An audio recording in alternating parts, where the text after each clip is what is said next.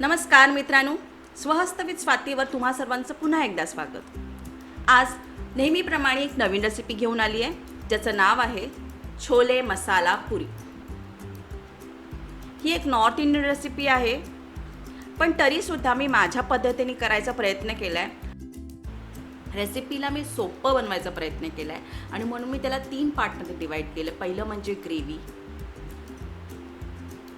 दुसरं छोले आणि तिसरं जे आहे ना ते थोडक्यात बनवलं आहे, म्हणजे पूर्ण नाही दाखवले, पण पुरी पण दाखवली आहे तुम्हाला बनवून, म्हणजे एक मेनू दाखवला पूर्णपणे.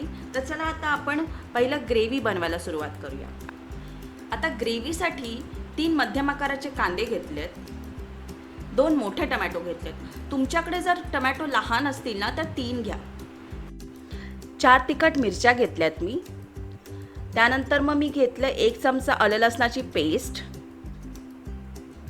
एका मिक्सरच्या भांड्यामध्ये आपण जे साहित्य घेतले त्याच्यात कांदा मिरची कापून घेतली आहे मी. त्यानंतर टमॅटो कापून त्याच्यामध्ये टाकलेत. त्याला एकदा मिक्सरमध्ये ग्राइंड केल्यानंतर आलं लसणाची पेस्ट मी त्याच्यामध्ये टाकली आहे आणि परत एकदा ग्राइंड करून घ्या मिक्सीमध्ये. आता चला हे आपले मसाला तर झाला, आता छोले बनवायला सुरू करूया. तर छोलेचे इन्ग्रेडियंट्स म्हणजे साहित्य मी तुम्हाला सांगते. आपल्याला हळद लागणार आहे अर्धा चमचा, मसाला 1.5 चमचा लागणार आहे, गरम मसाला 1 चमचा, मीठ चवीनुसार, 4 ते 5 टेबलस्पून तेल लागेल आपल्याला, 1 चमचा जिरं, 2 तेजपत्ता आणि 2 लाल मिरच्या घेतल्यात मी. आता इथे रात्रभर मी छोले भिजवले होते, त्यानंतर सकाळी 5 ते 6 शिट्या दिल्या आहेत आणि ते मस्त नरम झालेले छोले आहेत. हे तुम्ही बघू शकता छोले किती मस्त शिजलेत आपले. चला आता आपण बनवायला सुरू करूया. तेल घातलं मी पॅनमध्ये. जिरं जे आपण 1 चमचा घेतलं होतं ते, 2 लाल मिरच्या आणि 2 तेजपत्ता. ह्याला थोडं छानपैकी भाजून घेऊया.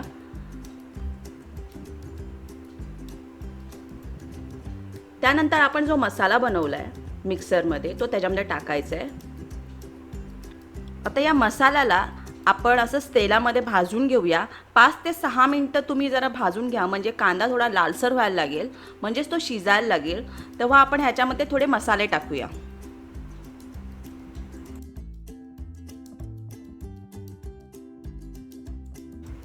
आता जे सुखे मसाले घेतले होते ना, हळद, मिरची पावडर, गरम मसाला, हे सगळे आपण टाकूया, म्हणजे ते सुद्धा आपल्याला ह्याच्याबरोबर भाजता येतील आणि ते पण ह्याच्याबरोबर चांगले मिक्स होतील.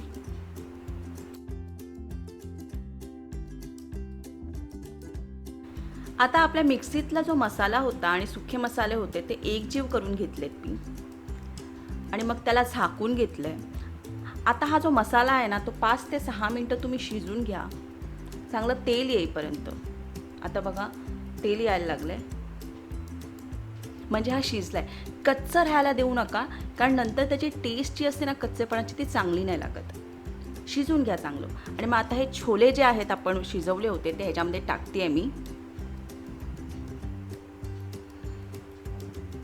मिक्स करून घ्या त्याला. मीठ टाकते 1 चमचा, तुम्ही तुमच्या चवीनुसार टाकू शकता. परत झाकून घेते. आता याला उकळी येईपर्यंत आपल्याला ह्याची जी ग्रेव्ही आहे ना ती घट्ट करायची आहे. ही थोडी अजून पातळ आहे. मध्ये मध्ये तुम्ही त्याला म्हणजे फिरवा, कारण ते खालती बसायला नाही पाहिजे.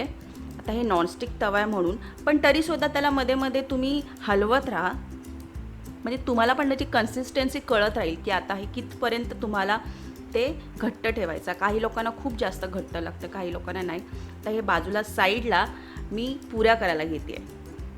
माझा आजचा बेदच आहे की मी पुऱ्या आणि छोले करू. आपण छोलेबरोबर मोस्टली काय खातो, छोले आणि भटुरे. पण जर तुम्ही हा वाला ट्राय करून बघा, छोलेबरोबर पुरी, हे सुद्धा फार छान लागतं. म्हणजे मला हा कॉम्बिनेशन फार आवडतो, छोले पुरींबरोबर. आणि मग तुम्ही मला कॉमेंट्समध्ये नक्की लिहून जर नक्की पाठवा की तुम्हाला हा कॉम्बिनेशन कसा वाटतो. जर तुम्हाला पण आवडत असेल तर नक्की सांगा मला.